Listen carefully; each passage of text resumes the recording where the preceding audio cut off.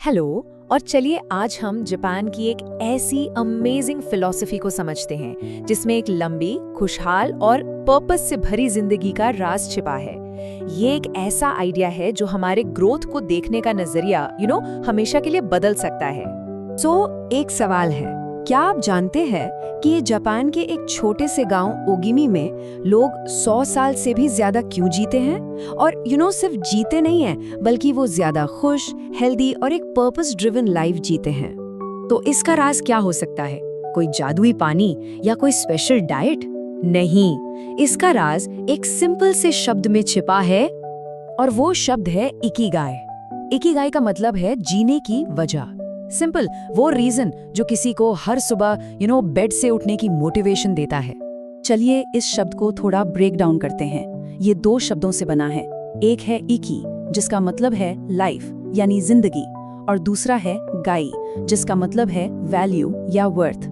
तो इसका सीधा सा मतलब हुआ वो चीज जो जिंदगी को जीने लायक बनाती है, द वैल्यू ऑफ लाइफ।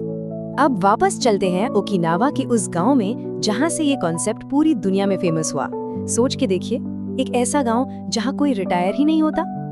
बड़ी अजीब बात है ना कि जापान के इन इलाकों में रिटायरमेंट जैसा कोई कॉन्सेप्ट ही नहीं है। लोग तब तक काम करते हैं जब तक उनकी हेल्थ उनका साथ दे।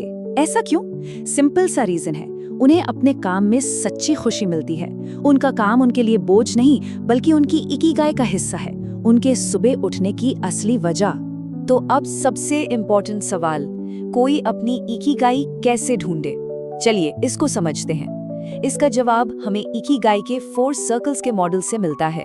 ये वो स्वीट स्पॉट है जहां लाइफ के 4 सबसे जरूरी पहलू आकर मिलते हैं। तो पहला सर्कल है वो काम जिससे आपको प्यार है, आपका पैशन। वो काम जो आपकी लाइफ में एक नई एनर्जी भर दे। सोचिए, ऐसा क्या है जिसे करते हुए आप टाइम भूल जाते हैं? जैसे किसी को कहानियां सुनाना पसंद हो, या शायद लोगों को गाइड करने में मजा आता हो। दूसरा सर्कल है वो काम जिसमें आप माहिर हैं, आपका प्रोफेशन, बेसिकली आपकी स्किल्स और आपका टैलेंट। जैसे हो सकता है कोई कोडिंग में एक्सपर्ट हो, या किसी की कम्युनिकेशन स्किल्स बहुत स्ट्रांग हो। ये वो चीजें हैं जो आपको नेचुरली आती हैं। अब आते हैं तीसरे सर्कल पर, जिसकी दुनिया को जरूरत है, आपका मिशन। वो प्रॉब्लम्स जो आप सॉल्व कर सकते हैं। जैसे हमारे देश में डिजिटल लिटरेसी की कितनी जरूरत है, या सस्टेनेबल एनर्जी सॉल्यूशंस की डिमांड बढ़ रही है। तो आपका टैलेंट दुनिया की कौन सी जरूरत पूरी कर सकता है? और चौथा सबसे प्रैक्टिकल सर्कल है वो काम जिसके लिए आपको पैसे मिल सकते हैं, आपका वोकेशन यानी आपका पेशा। क्योंकि पर्पस के साथ साथ फाइनेंशियल स्टेबिलिटी भी जरूरी है, जैसे एक सॉफ्टवेयर इंजीनियर बनना या एक फ्रीलांस एजुकेटर के तौर पर काम करना। और यहाँ पर सबसे जरूरी बात यह है कि आपकी इकिगाई इन चारों में से कोई एक सर्कल नहीं है, बल्कि ये वो मैजिक इंटरसेक्शन है, वो सेंटर पॉइंट जहां ये चारों सर्कल्स आके मिलते हैं, जहां आपका पैशन, प्रोफेशन, मिशन और वोकेशन सब एक हो जाते हैं। जब कोई अपनी इकिगाई में होता है ना, तो वो एक खास मेंटल स्टेट को एक्सपीरियंस करता है।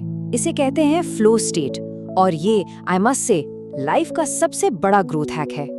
एक रिसर्च कहती है कि सबसे खुश लोग वो नहीं हैं जो सबसे ज्यादा अचीव करते हैं, बल्कि वो हैं जो अपना ज्यादातर टाइम फ्लो स्टेट में बिताते हैं। यही डीप फोकस की असली पावर है। ये फ्लो स्टेट है क्या चीज? ये वो मेंटल स्टेट है जब आप किसी काम में इतने डूब जाते हैं कि आपको टाइम का पता ही नहीं चलता। आपका पूरा ध्यान, पूरा फोकस बस उस एक काम पर होता है। ये स्टेट मल्टीटास्किंग का बिल्कुल उल्टा है। जब आप मल्टीटास्किंग छोड़कर सिर्फ एक काम पर फोकस करते हैं, तब आप डीप वर्क कर पाते हैं, और इससे न सिर्फ आपकी प्रोडक्टिविटी बढ़ती है, बल्कि ये आपको बर्नआउट से भी बचाता है। Amazing, right? तो अब इकिगाई और फ्लो स्टेट को कनेक्ट करते हैं। इन दोनों को समझना हमें ग्रोथ के असली मतलब तक ले जाता है, और ये ग्रोथ सिर्फ बैंक अकाउंट के नंबर से कहीं ज्यादा है। यहाँ एक बहुत इंटरेस्टिंग डिफरेंस समझना जरूरी है। स्टैंडर्ड ग्रोथ का मतलब है बैंक अकाउंट में डिजिट्स बढ़ाना, सिंपल। बट रियल ग्रोथ का मतलब है लाइफ सैटिस्फैक्शन, पर्पस और लंबी उम्र पाना, मतलब अपनी लाइफ की क्वालिटी को बेहतर बनाना। एक बहुत खूबसूरत बात कही गई है, जब आपका व्हाई क्लियर होता है तो हाउ अपने आप आसान हो जाता है।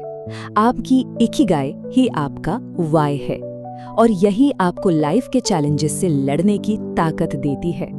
ओके, तो थ्योरी तो समझ आ गई, लेकिन इस जर्नी पर पहला कदम कैसे बढ़ाएं? चलिए एक आसान सा डेली एक्शन प्लान देखते हैं जिसे कोई भी आज से ही शुरू कर सकता है। सबसे पहले माइक्रो फ्लोज को पहचानें, यानी गार्डनिंग या कुकिंग जैसे छोटे छोटे कामों में भी पूरी तरह डूबने की कोशिश करें। फिर 80% का रूल अपनाएं, जिसे हरा हची बुकू कहते हैं, यानी पेट सिर्फ 80% तक ही भरें। इसके बाद हमेशा एक्टिव रहें, कभी भी पूरी तरह से रिटायर ना हो। और फाइनली नेचर से रिकनेक्ट करें, थोड़ा टाइम बाहर बिताएं और ग्रैटिट्यूड प्रैक्टिस करें। और हाँ, हमेशा याद रखिए, इकिगाई कोई डेस्टिनेशन नहीं है जिसे एक बार पा लिया और काम खत्म। नहीं, ये एक सफर है जो लाइफ लॉन्ग चलता है। ये खुद को और बेहतर तरीके से जानने का एक कंटिन्यूअस प्रोसेस है।